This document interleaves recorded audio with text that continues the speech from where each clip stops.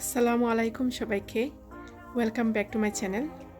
আশা রাখি যে যেখানে আছেন ভালো আছেন, সুস্থ আছেন। আমি সবসময় এই দোয়া করি সবার জন্য। তো আজকে একটা নতুন রেসিপি আপনাদের সাথে শেয়ার করতে যাচ্ছি। সেটা হচ্ছে ম্যাঙ্গো রসমালাই।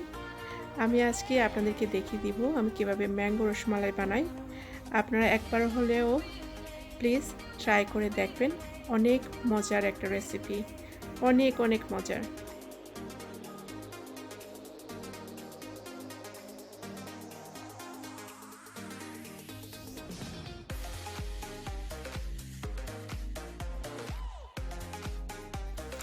তো চলুন দেখা যাক কীভাবে আমি তৈরি করি ম্যাঙ্গো রসমালাই। প্রথমে আমি 1 লিটার দুধ হাঁড়িতে বসিয়ে দিয়েছি। দুধটা গরম হয়ে গেলেই আমি দুধটাকে ছানা তৈরি করার জন্য দিয়ে দিব কোয়ার্টার কাপ ভিনেগার দিয়ে আপনারা যেভাবে বানান দিতে পারেন। কেউ দিতে পারেন দই, লেমন জুস, ভিনেগার। তো আমার কাছে ভিনেগার ছিল, আজকে ভিনেগার দিয়ে বানিয়ে ফেলতেছি। দুধটা রেডি হয়ে গিয়েছে। এখন আমি দিয়ে দিব কোয়ার্টার কাপ অফ ভিনেগার, যাতে দুধটা ছানা হয়ে যায়। দেখতে পাচ্ছেন আমার ছানাটা রেডি হয়ে গিয়েছে।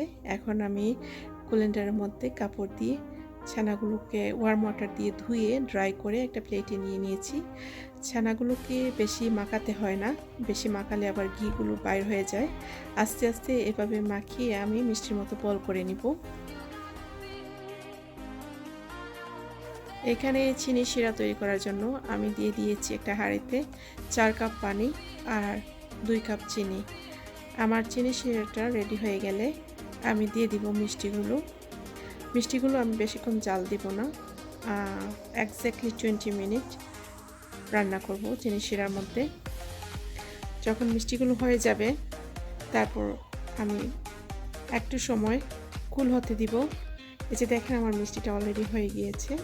তো মিষ্টিটা একটু কুল হতে হতে আমি রসমালাই শিরাটা রেডি করে নেব।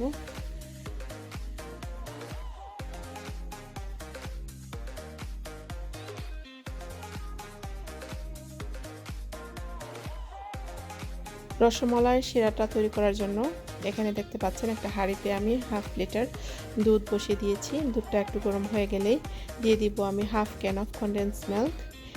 আপনারা দেখতে পাচ্ছেন আমার কনডেন্স মিল্কটা তেমন বড় না, সাইজ অনুসারে আপনারা পরিমাণ মতো দিবেন, যে যেভাবে মিষ্টি খান। কনডেন্স মিল্কটা দেওয়ার কারণ হচ্ছে আমি কোনো সুগার দেব না, আর দুধটাও একটু ঘন হবে, এক দিলে 2 পাখি হয়ে যাবে।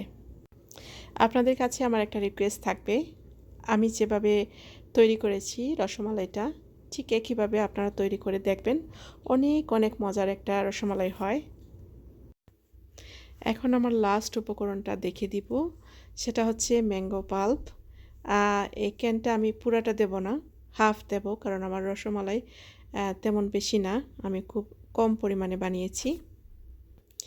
আপনারা যারা আমার ভিডিও দেখে সুন্দর সুন্দর কমেন্ট করে আমাকে উৎসাহিত করতেছেন তাদেরকে জানাই অসংখ্য অসংখ্য ধন্যবাদ।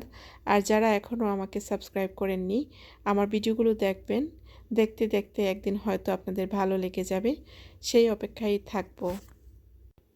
এটা কিন্তু খুব সহজ একটা রেসিপি আর দারুণ স্বাদের একটা রেসিপি। দেখেন আমার রসমালাই শিরাটা রেডি হয়ে গিয়েছে।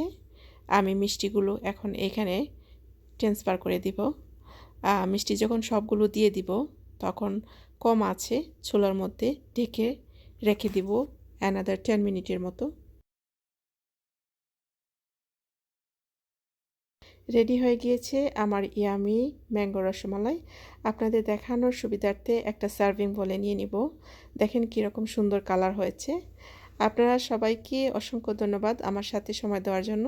আজকের মতো বিদায় নিচ্ছি। ভালো থাকবেন। আল্লাহ হাফেজ।